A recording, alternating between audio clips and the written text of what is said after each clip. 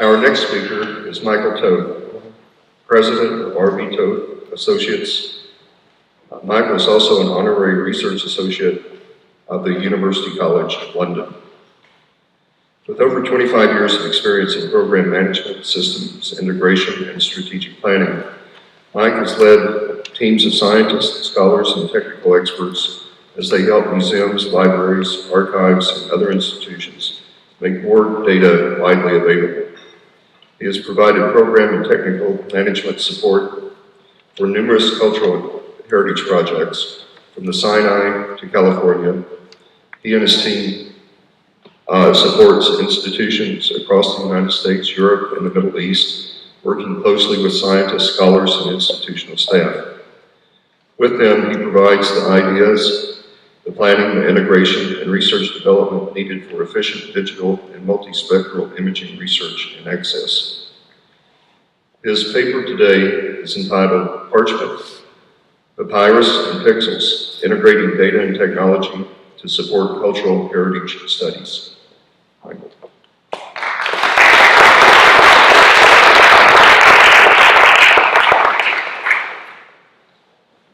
Thank you, Dr. King. It's great to be here. Thanks. It's great to be here.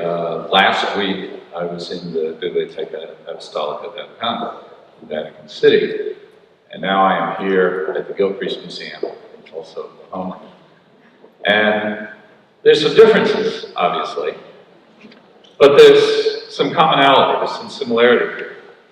One, both institutions have really great professional teams, professional staffs. I really appreciate the planning and everything that went into this, Dr. King, Natalie, the whole team here at the Gilcrease. And two is unique collections. Each has collections that are unmatched outside the institution within which they're held.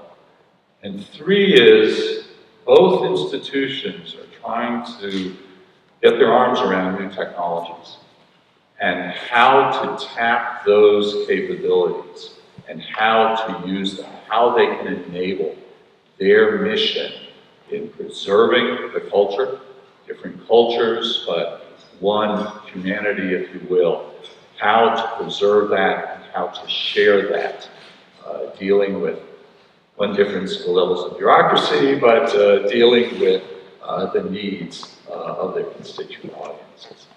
And one area in particular where we've seen that is in manuscript studies, where it used to be, and we've been talking about 3D with pottery. Now let us talk about 2D, and we'll touch on 3D. But in terms of manuscript studies, you used to need the object in front of you to actually study the text or the codicology or the paleography of the object. Now we have the digital object, whether it's on a desktop, as Fenella is studying the Gettysburg Address draft on her computer workstation in the Library of Congress, or Doug Emery standing out in front of the Walters Art Museum on his phone, which is the way many people in the world access their digital data in Africa or in the Middle East. You are using a very small portable device. So how do you use the digital technology to enable people to access these information? We also now have the ability to see that which was not seen before. The use of technology, different energy levels, Brent will talk about this tomorrow, to see things that have not been seen for a millennia or longer. So this enables us to, as others have cited, to get more context into the original use of the object, to original information that was in the object.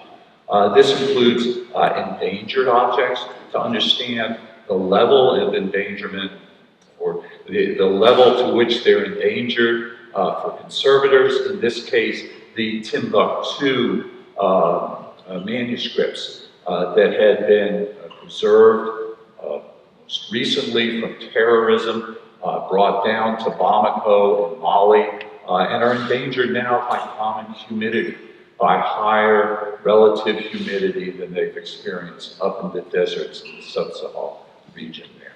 Or damage that has occurred, in this case, in the Anamalia Library in 2004. They had a horrible fire in the attic of the historic library, just weeks before these objects were going to a new modern facility that was being opened for their preservation. So in all that scattered and charred material there are music scores.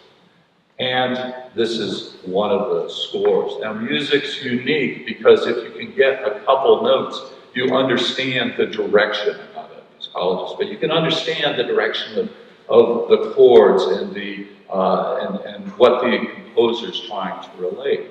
But you have areas that are badly charred. So with the use of advanced imaging techniques, we can now see some of these charred areas over in the charred part of this manuscript.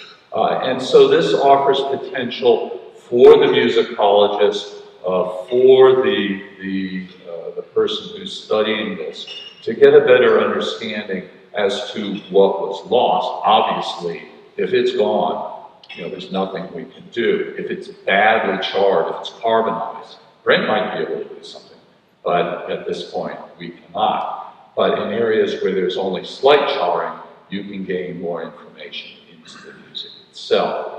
Or understanding the provenance of the background of an object. In this case, the second edition of Vesalius, his book on anatomy, which became a medical tome for many centuries, where on the bottom of the title page, there are the signatures of previous owners of this manuscript. And the current owner, who also happens to own the Archimedes palimpsest and Galen palimpsest, and is a magnificent private library, was interested in what's underneath there. And so what we were able to do is use spectral imaging to help reveal some of the undertext there that had been scratched out originally, giving us more information into the object itself, into its history. And the same was true here at the Gilcrease, where the letter authorizing Paul Revere had additional information underneath, and the ability, thanks to the work of Fenella France and her associates, to bring out, sorry, I'm going a little fast, bring out some of this information using spectral imaging. I believe Fenella spoke about this last year with regard to your copy of the Declaration of Independence held here in your collections. This work that I've just cited is a result of work by Dr. Bill Christiansberry to develop narrowband spectral imaging. And to do so without using filters. Normally you take a white light, a broadband light, dump it down on an object, and then filter out those light bands you want. Well, in this case, in part driven to preserve this very fragile object, we only put the light on it that you need, from ultraviolet through the visible into the infrared. And we've advanced this, Bill in particular has advanced this over the years. But you have these different LEDs, and this is where the technology now enables us to do this without heat, and to be very specific, where you have infrared, you have ultraviolet, and then you have the visible light. And so what you can do is step through these spectral bands. You have the ultraviolet to begin with, you go through the visible, and then into the infrared. And each of them may, and there is that conditional there, each of them may offer additional information that you cannot see with your eye. In this case, a piece of papyrus from the collection of the John Rylands Library at the University of Manchester.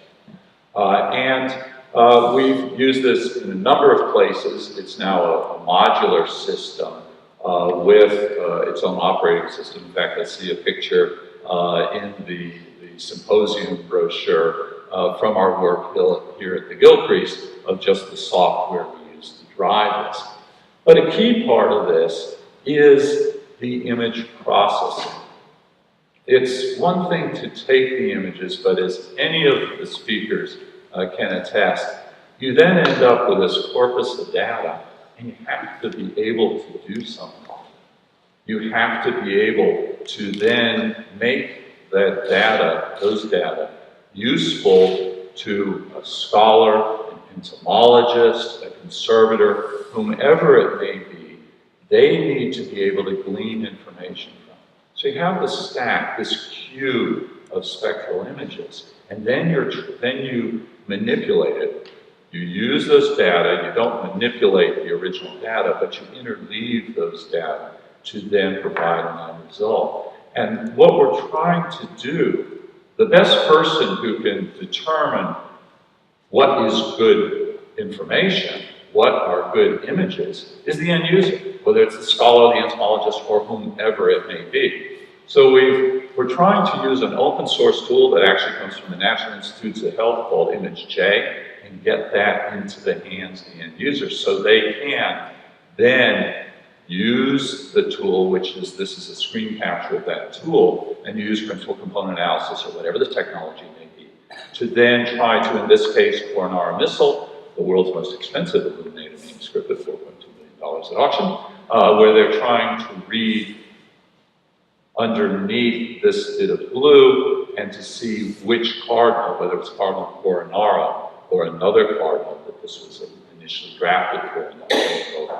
So this type of information, to be able to let any of you have all these captured images and then manipulate them, is an important part of the process. Because what we wind up with are image products, or an image product, a image product. That is one product, okay? That may be good for the scholar of Greek, I think, ancient Greek, who's trying to read this undertext in this manuscript, this palimpsest from St. Catherine's Monastery in the Sinai.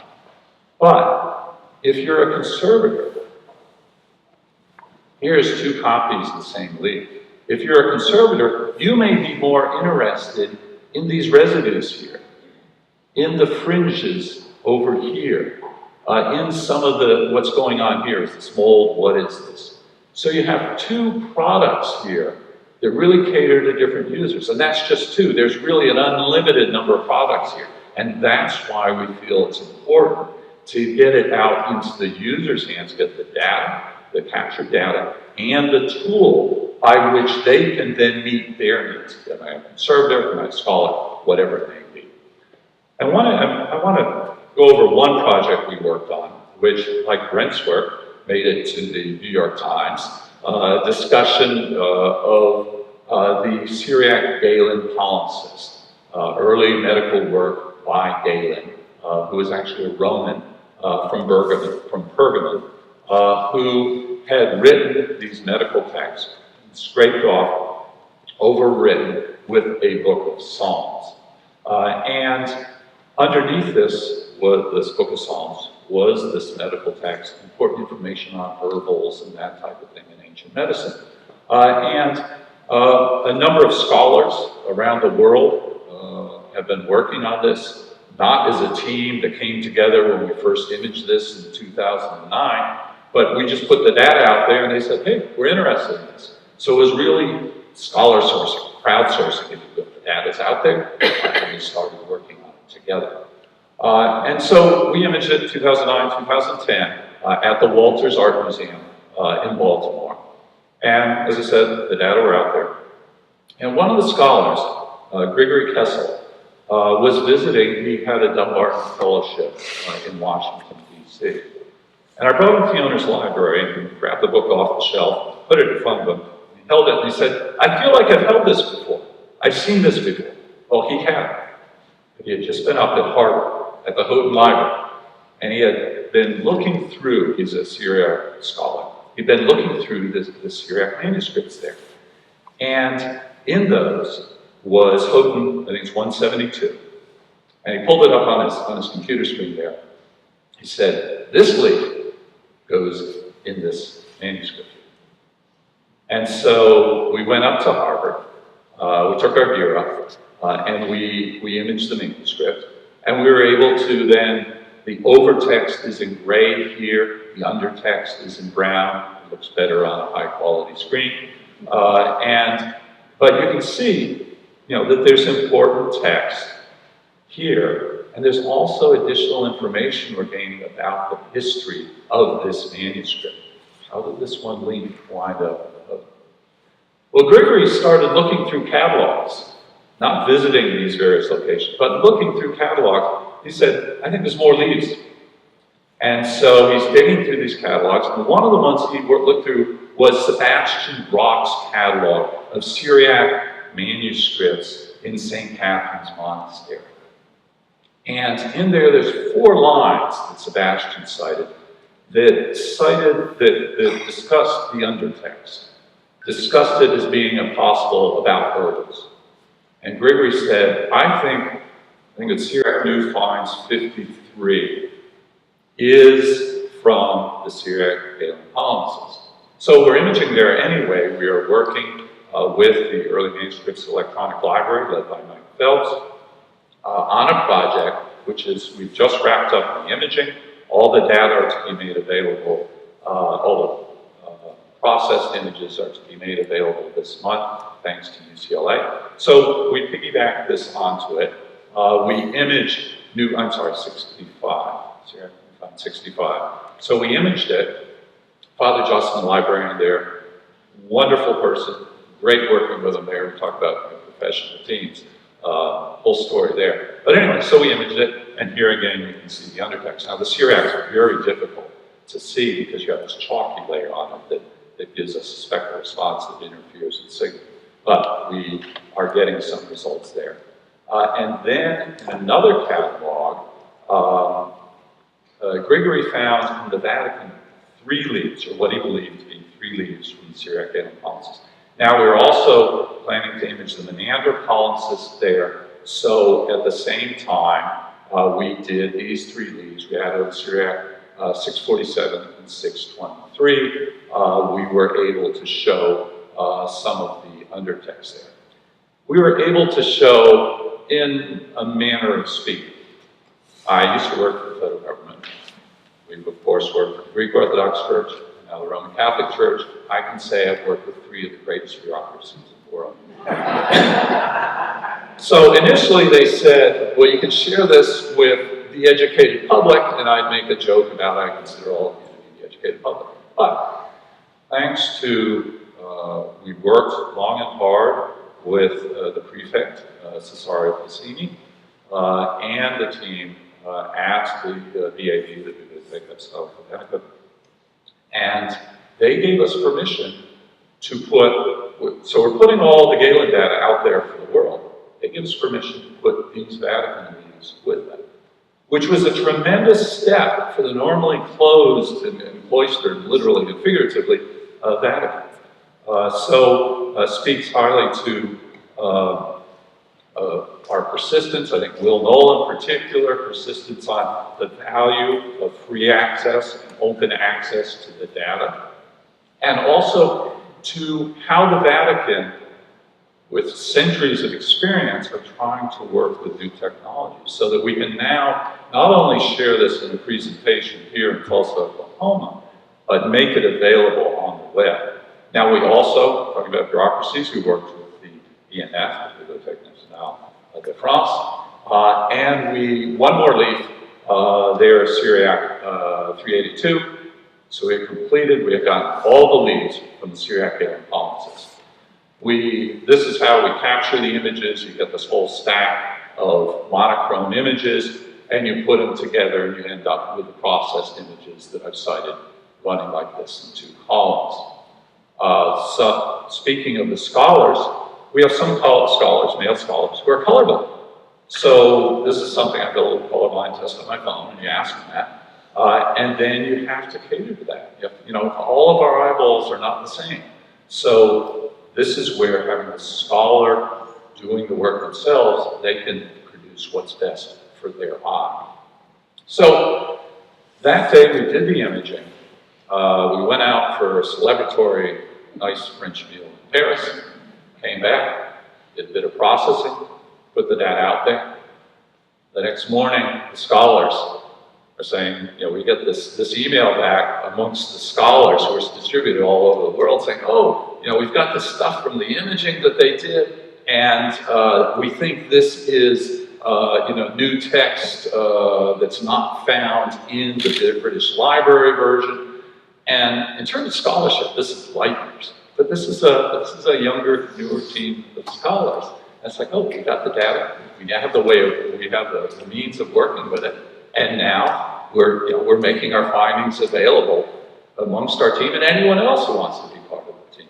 So it was really gratifying to see this group take these data and run with it. And I think that's what we find with technology now, that people are so facile with it. If we put it out there, create it, they will come and they will use it. So we put all the Syriac palimpsest, just as we did with the Archimedes palimpsest back in 2008, we put it all out there on the web, just simple, flat data. No fancy website. Anyone else can take these data or link to these data with a fancy website. But we just put the data out, all the captured images, all the processed images. These are just the series numbers of the images. And the great thing is, as I said, these are the images from the original book from the owner, the Bibliothèque Nationale de France, Harvard, Sinai, St. Catherine's Monastery, and the Vatican, all reunited. So we reunited this manuscript for the first time. And we're continuing to do some imaging. Although the real reason I put this slide up here is usually I don't get to handle the object, but I can handle this. So here's a picture of me handling the object. But we're continuing to try to cater to the scholars. Now, this brings up the question as to the appropriateness of the technology. And we've been here with our spectral system.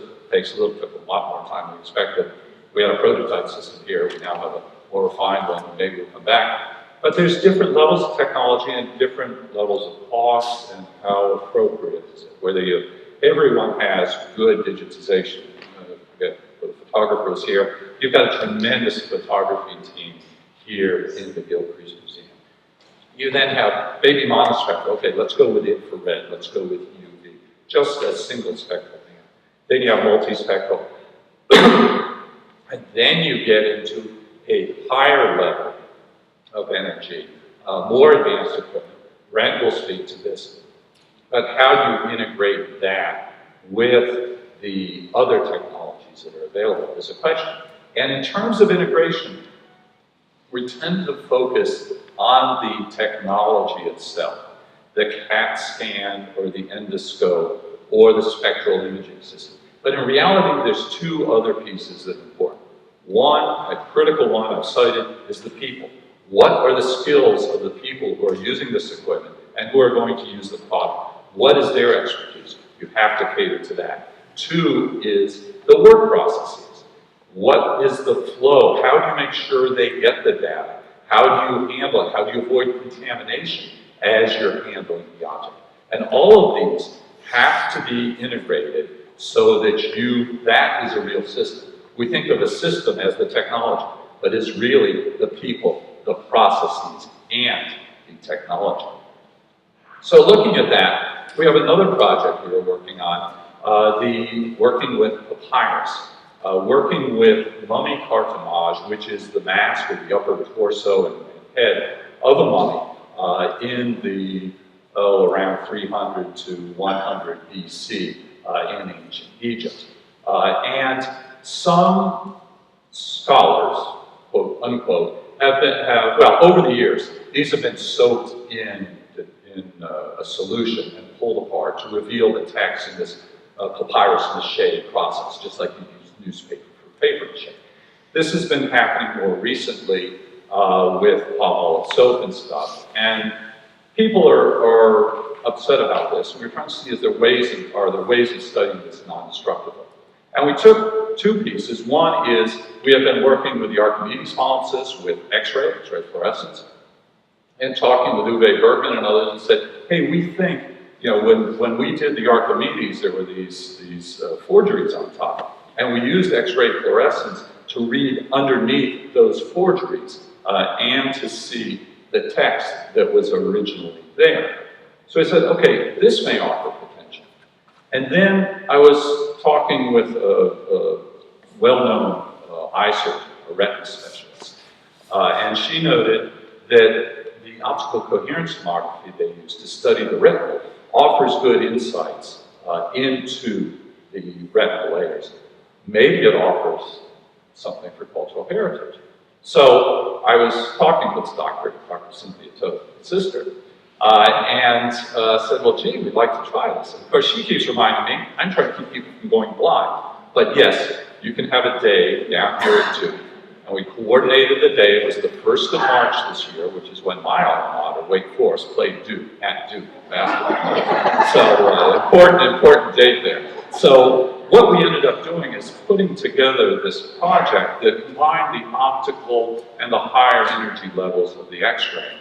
And it's a quick response project. We're just trying to scoop up data and see what we can get from these various instruments. One, just see if there's text there. Two, if we could characterize the text in terms of, is it Greek, is it whatever it was at the time, Aramaic, whatever.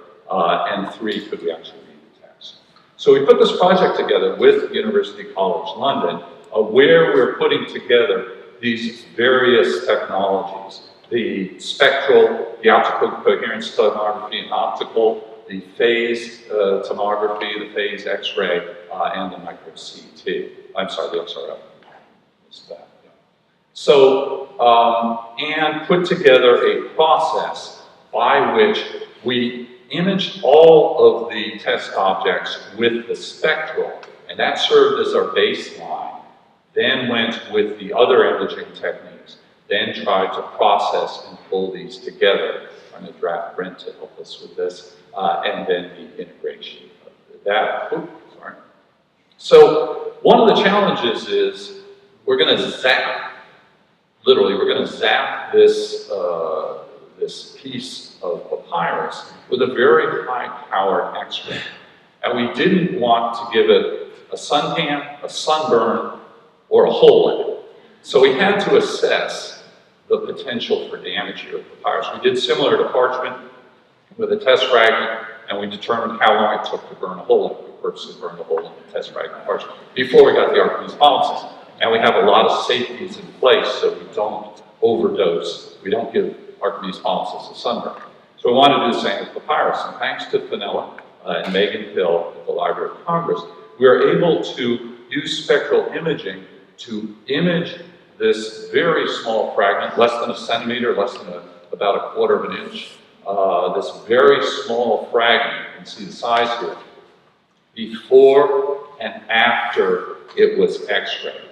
And they ran a spectral curve, that Fenella may speak to this more, and I'm just showing one of them, where they compare the ink from December before X-ray, January after X-ray in these regions. And as you can see, it matched. So there was not any deterioration that was detectable through the various spectra of light from the UV through the infrared. So this was reassuring, could then move forward. We then used spectral imaging at Duke for the fragment that they had of cartonnage that still had gesso on top as the original. These are two processed. The papyrologist is indeed colorblind, so we worked closely with the grayscale images, and what we were able to do was reveal, if you'll see, you can't quite see text up here in the original, and then brought it out here, and this is the area that was covered by the gesso. Same with Tebtuna Center at Berkeley, where we were mixed results there. I'm not sure what we're seeing there. We're not sure if we're seeing something underneath in some of these areas here. So we're still working with the papyrologists there. So we're also, of course, working with OCT, the optical coherence tomography, which led to a Raleigh News and Observer article on my sister and me that sounded like something from Nancy Drew, the sibling sleuth study mummies or something like that. I thought, well, in the next version of Nancy Drew or the Bonzi twins or whatever. So we used two different OCT systems there. And this is what the medical OCT looks like. This is usually the fundus of the eye, but as you move across, you can scan the different layers. I'm not sure on the results we're going to get. One of the problems we get, as Cindy noted, is they're trying to keep people from going blind, so just trying to get them to process the data and get it to us is a bit of a challenge. So with that, we also did XRF analysis as opposed to scanning to identify the elements within the fragments there. And then we were able to integrate images. There is a video here.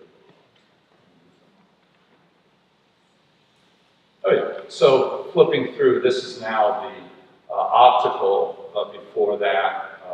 So you can see this is the X-ray, just a portion of it. And then this is the optical, so you can see you get different results from the different energy levels there. So a big issue is how do we share these data? This is an example of the data that is going to be made available from the Sinai palimpsest project, thanks to UCLA. And then you have, for example, the Walters Art Museum, who have all their data out there.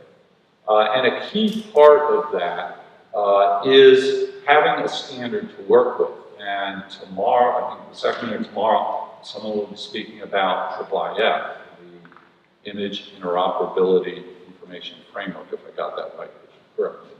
And there's some use cases there for the for spectral, for multiple images, for palimpsest images. And how do we deal with those where instead of just having one image, sorry, there's a little step down here. Instead of just having one image, there are multiple images. And how do we correlate those images? How do we correlate them from different objects? And how do we, for example, here's the color image of a Sinai manuscript and the processed image. How do we correlate those? How do we make those available? Or sometimes, as in the case of the Archimedes fonts, we had an original photograph of a leaf that is now severely deteriorated.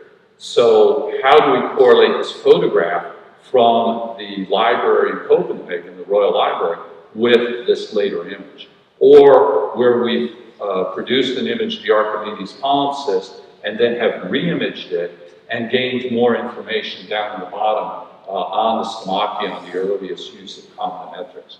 And a key part of this, as I noted, are standards. The standards for how these data are posted, for the metadata. And we use Dublin Core, we have all the standards online. We use Dublin Core just because they're easy, and some geospatial data to give us spatial information. Put all the data up there in simple flat files, and that's what we saw. You'll see whether it's the Walters with the Archimedes or any of the other collections there, just straight flat files, not a sexy website.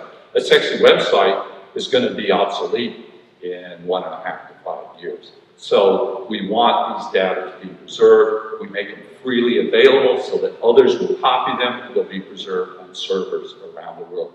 With that, people can do things such as reunite them, as Fragmentarium in Switzerland is trying to do. You can reunite pages, as Dot Porter has done at University of Pennsylvania, where she's, with this collation tool, can put together different leaves from the Galen palimpsest, the tool that she's made available on GitHub.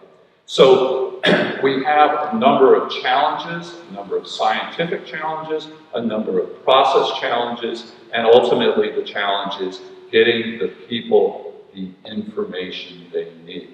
But technologies offer huge opportunities as enablers to be able to integrate the information from multiple sources, to be able to use this broad range of technical information and to use it for the benefit of cultural heritage. For our various teams, especially with the Mummy Project, we have a tremendous number of people to thank, some of whom are here, and there's more information online. So thank you very much. I hope this has offered some insight into two programs in particular and technology in general. So thank you.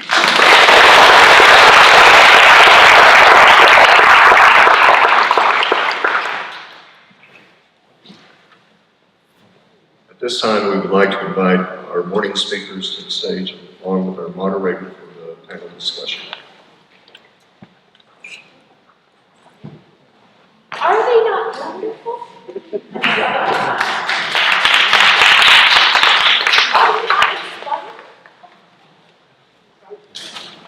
I love my job. Okay, I'm going to start with I'm going to ask you a question, and I'm going to make a few remarks so you can think about it. And the question I'm going to ask you is for you to consider, what is my responsibility to the past? I want them each to tell you what their responsibility to the past is. We've heard what they do working, but I want to know in their hearts, what's the passion, what's the gut thing that's driving them? And I think they've addressed that in part, but I want to hear from them in a couple of sentences. And then we're going to open up the questions. But I want to make a couple of remarks. What have we learned this morning? We've learned a lot of things. We have learned not to drink coffee and handle ritual pottery. We have learned that cotton balls contain caffeine. We have learned that the discovery of an insect with its own parasitic insect is a good thing. I'm not sure how I feel about drinking out of vessels anymore.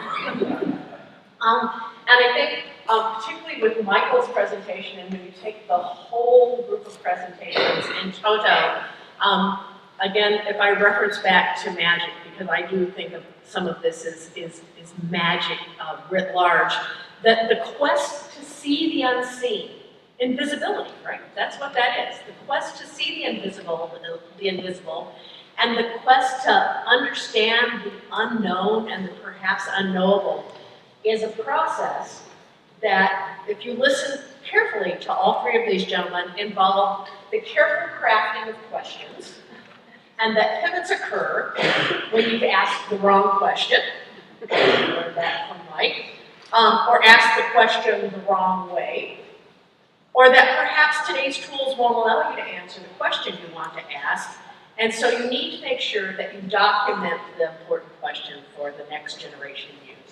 I think that's one of the things that I was taking away from this morning is how important the questions are. We'll go, shall we go in reverse order? Is that fair? No, Michael, well, we'll go in regular order because Michael just got finished talking.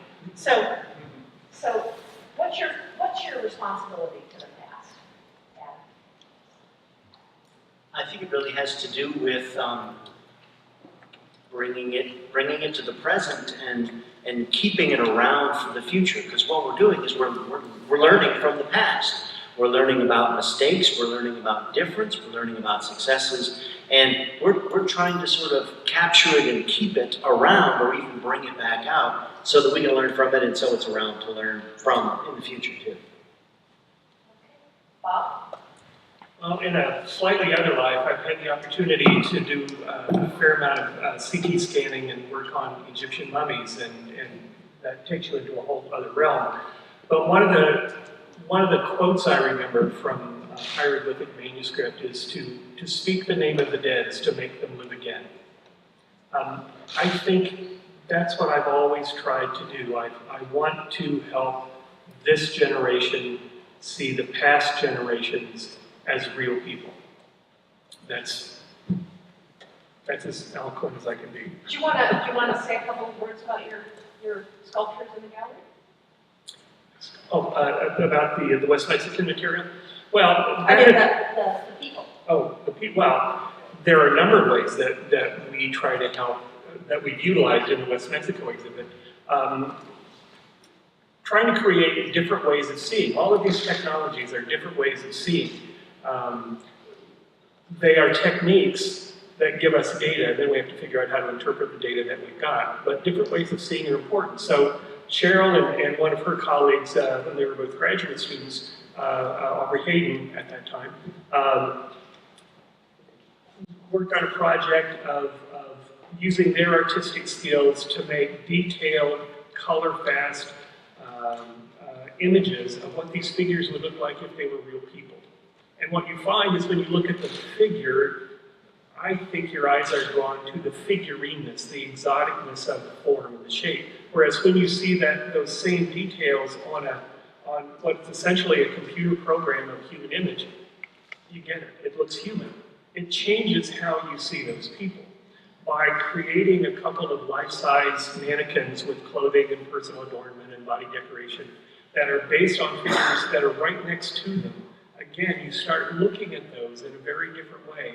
And I think it's easy in archaeology to focus on big pictures, on broad concepts. But for me, the question has always been about who are these people and how do we help bring them alive?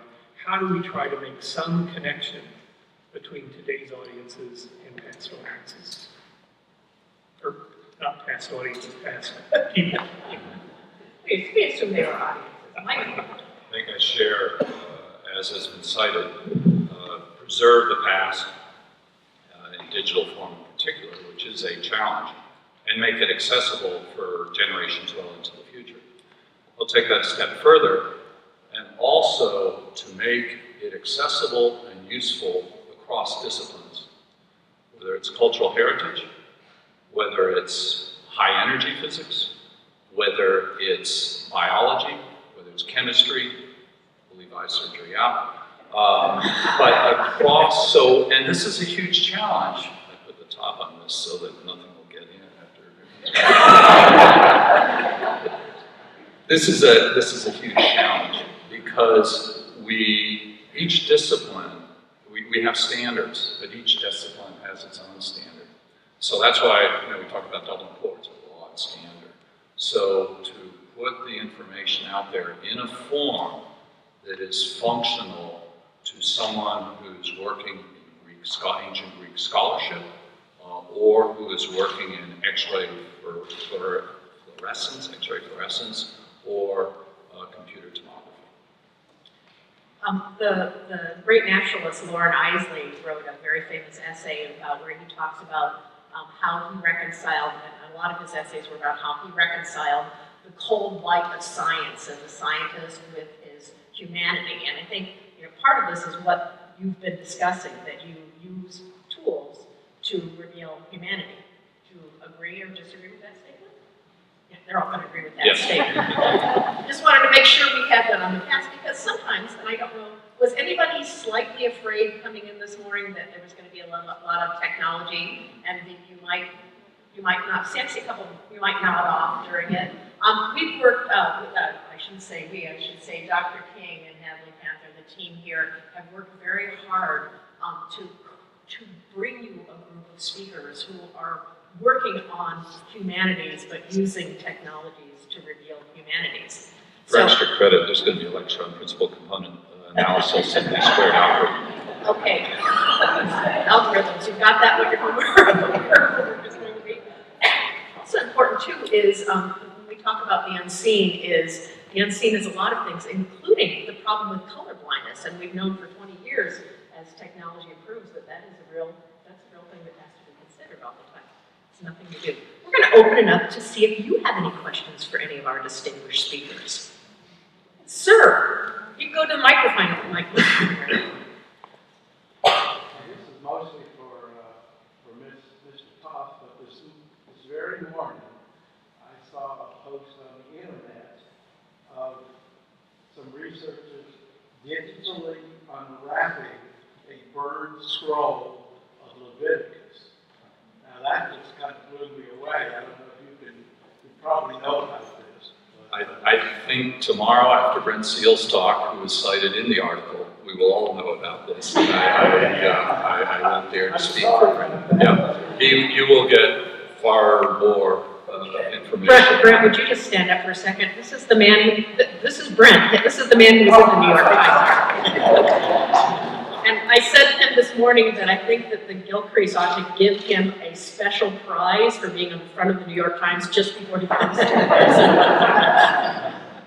Yes, ma'am. Stand up and go to the microphone. I want to know what a palimpsest is. I don't understand that term. I'm sorry, I was moving along. When you're in someplace where you are trying to write new texts, you needed new parchment. And to have parchment, you needed whole flocks of sheep or goats. And if you're in the middle of the Sinai desert, you didn't have whole flocks of sheep and goats you could sacrifice for your writing. So you would take old texts and you would scrape that off, and you would use a solution to scrape it off, and then you would overwrite it. In doing so, you would pick texts that were not of value to you. And if your focus was religion, you tended to take texts that were not religious, or were a different language or form of religion than you use now. And so in doing so, yes, you obscured it. Yes, you made it very difficult to read.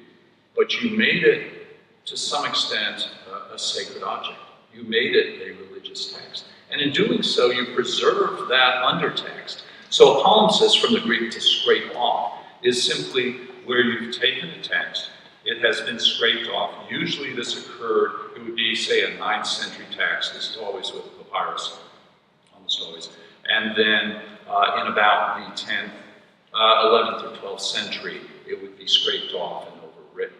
So you would have this historic record underneath the upper text there. So that is a palimpsest. Did I answer your question? Yes, I understand the term. I understand the process, sort of. Okay. I think, Bob, you addressed it a little bit, brought up, we could have an entire symposium just on the topic of fakes, but would the three of you like to address the sort of issues, what are the issues that arise in using these new technologies when you discover that X isn't what X purports to be?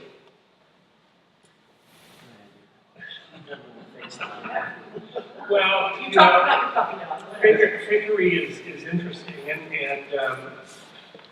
I've been involved in forensic work in anthropology and archaeology for a long time, and I sometimes get chided by some of my colleagues for being interested in fakery, but it's very interesting and it's very important. There are fakes of all kinds, fakes of the period. If you collect ancient coins, Greek, Roman, Chinese, whatever they might happen to be, one of the issues you face is there are fakes of the period that were done at the time. In archaeology, fakery is a big deal. It's one of the 20 looting and fakery. In fact, there was an article that came out just last week that said, and I may misquote the percentage, but something like 60% of the antiquities coming out of Syria and the Near East are fake. Well, fakery and looting go hand in hand. That's been true in Mexico for a very long time.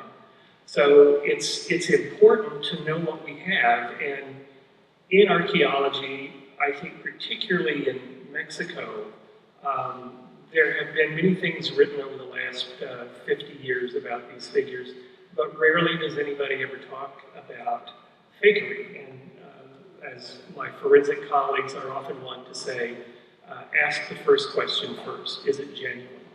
So I happen to think it's a really interesting, often frustrating, but always illuminating task to try to determine what a piece is and how much of it is genuine, how much of it may not be, and what are the right techniques that we use to make those determinations.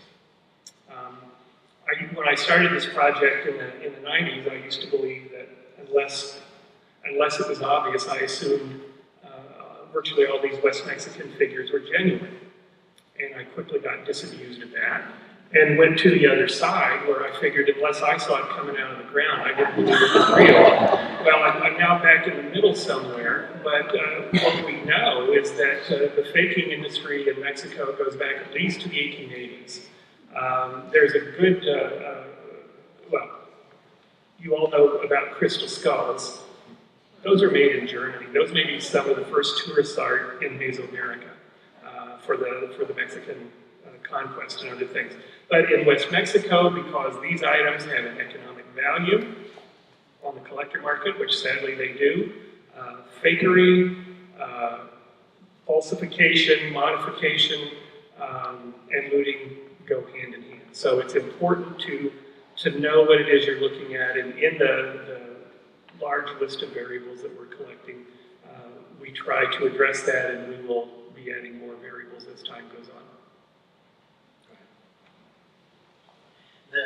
From my perspective, working in the American Southeast, where there isn't the same sort of monetary value attached, there's been fakery, and there have been periods of time when things are faked. They aren't quite as good, and so it's not quite as difficult all the time to distinguish them. But I think that the key is that, just like we were talking about, you assemble a corpus, you assemble a sample of things to look at. And when you include fakes into that, then you skew your sample, and it can mess up what you're trying to do.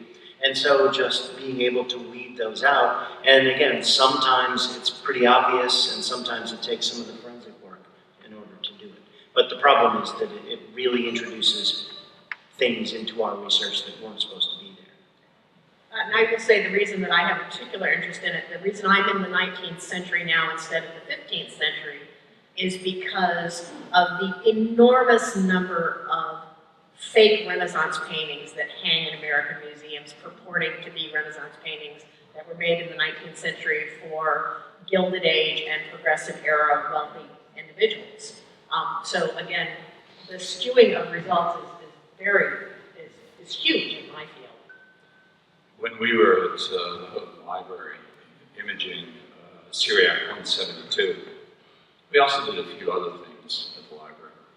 And one of the things we did was a little fragment of papyrus, which is frequently referred to as the Gospel of Jesus' wife.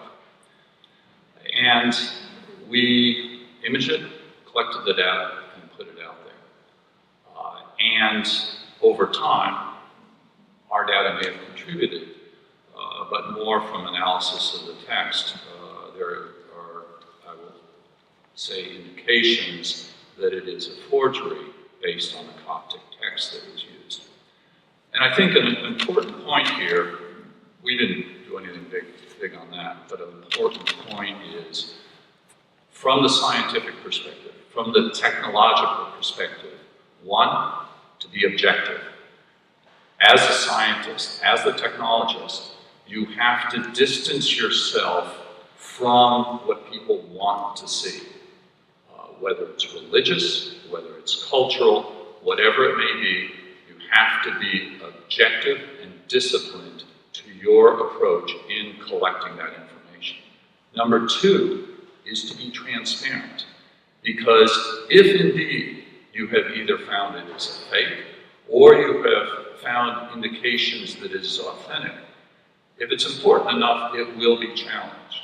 And so you must be able to put everything out there, the good, the ugly, whatever it may be, and say, this is what we collected. This is how we collected it.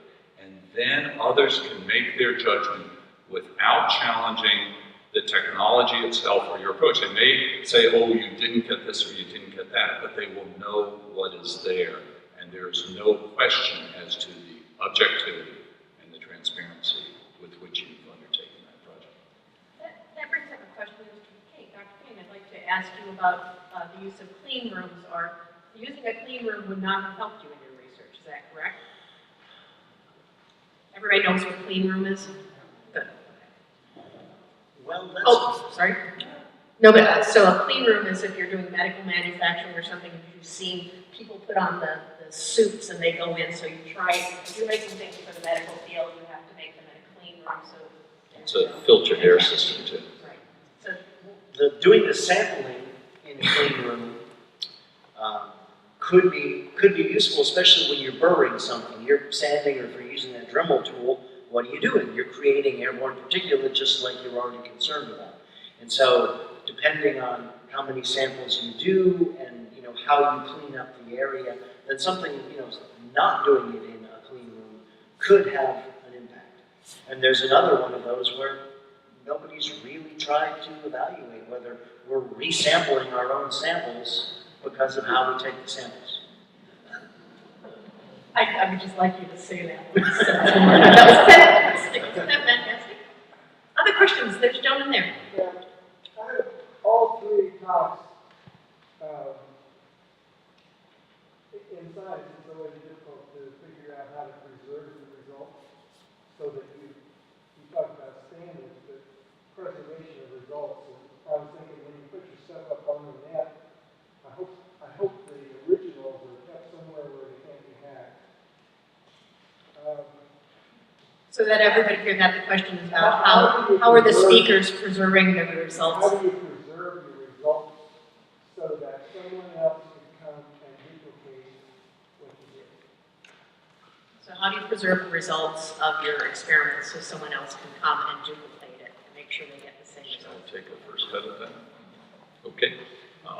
One, by having copies around the world to make it available, we believe will ensure that should you have another earthquake here or something that brings down the server, you would have it somewhere else geographically. But you raise a key point that early on, when we started doing this in 1999, and the web was, what, 4 years old or something like that, or 6 years old, we hadn't really considered, and that was hostile action. And so what we've started doing is keeping a dark archive. In addition to the information that is up there connected to the big bad world of the internet with firewalls and whatnot, we also keep a dark archive. It's got to, the problem with that is it's got to be in an institution. If, as Fenella can assert, that if you have a CD, it's going to deteriorate. If you have a magnetic disk, it's going to deteriorate. So it needs to have institutional support to ensure you always have backups, that it could be reformatted if you go to a different format, different technologies to make those ones and zeros useful as images. So yes, that being hostile intent is something we're concerned about and why we have had to go to the dark archive in addition to the archival version. Did that answer your question? I think there's an issue that's a step below that. That's pretty cosmic and very important. In archaeology, one of the things I see is that there's a problem as each scholar, each archaeologist retires and goes away. And in this day and age, there's certainly no guarantee if you're a West Mexican archaeologist at Podunk University that the administration is going to hire someone in your specialty to carry on the research. So what often happens, and I'm sort of working through this with a couple of my colleagues that are even older than I am, what do you do with 40 years, 50 years of notes, of slides, of information that you have, and there's no repository? And when you're working in another country, in this case Mexico, it's the same thing for our Mexican colleagues. So one of the conversations that we have had informally in a small group is, how do we do this? Now obviously the internet offers some great opportunities, but at no small cost and no small time to do that. And yet, what could happen if it's not done is that an entire generation of research and knowledge will disappear. And that's pretty scary. And that's not limited to archaeology. That's a fairly common thing. First of all, dark archive, I love. That's going to spin in my head. Usually granting institutions, and when you publish, they require a data statement about what you're going to do with it, how you make it available, which is what Michael's on the cutting edge of in a way in terms of voluntarily making part of that and what you do all the time. But that is out there so that there are digital repositories that you can send your results to. But what's been mentioned already is it's digital. And digital, whatever the digital thing is, will eventually fail. And so there's got to be, and servers go out of business, institutions go out of business. So I mean, you bring up a really good point that Bob makes too, which is that do we have any sort of long-term plan, because it's got to be migrated from this storage system to the next generation storage system. There's got to be somebody around to do that and to pay to do that. And I think it's a problem as we become more digital, our stuff can disappear like that. And I'm not sure we're doing the best job we can at planning that out. I think one of the additional problems in our generation is if you look at how much of science was done, and I'm going to just pick a round number, World War I, you could look at almost any scientific discipline and you could find sort of scholars one by one by one. It was sort of this unilineal direction. If you were in a certain type of medicine or a certain type of mathematics or physics or whatever, it was sort of unilineal development. Well, World War I comes along, science expands, World War II comes along, and science explodes. It's hard today for us to keep up, even in our own little small areas, much less those larger areas that we ought to be paying attention to. And so I think while the internet and all of these electronical systems help us preserve, it also means there is so much more to preserve. And that's a real challenge. So,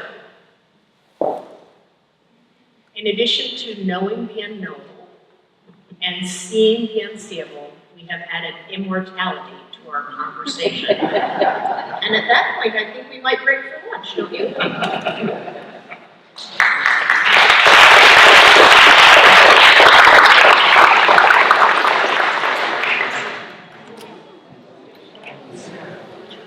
Lunch will be served in the Vista Room, which is across the